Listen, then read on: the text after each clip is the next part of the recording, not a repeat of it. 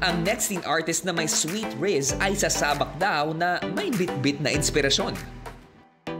Ako po si Iya Heling, 16 years old from Batangas. Nadidescribe ko po yung sarili ko as masiyahin, makulit, madaldal. Kasi po, na-discover ko po na madaldal ako. Kunwari po yung katabi ko, hindi ko po kilala. Pero ayoko po kasi nung mafe-feel na awkward po. Kaya po, i-approach ko po siya kahit hindi po kami masyadong magkakilala.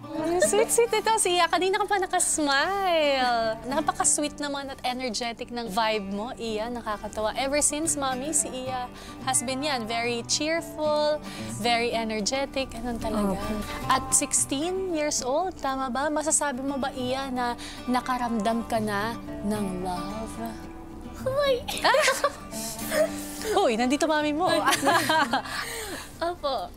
Alam mo to, Mami. Opo, sinabi po niya sa akin. Oh, very good na shinare mo kay Mami. Pero buti hindi ka nahiya kay Mami na i-share sa kanya na may crush ka. Hindi po. Oh, that's very good. Ano nangyari dun sa pagka-crush na yon? Wala lang po. Parang mas inisip ko po na mas okay na friends na lang po muna.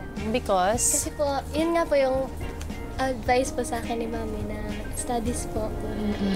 Mami, thank you po kasi kahit ano man pong laban or pagsubok po yung pagdaanan ko, hindi niyo po ako iniiwan. Lagi lang po kayo nasa tabi ko para suportahan po ako. Lagi mong tatandaan, mahal na mahal ka namin ni Daddy. Nandito lang kami para sumuporta sa'yo at lagi mong tatandaan kami yung #1 fan mo.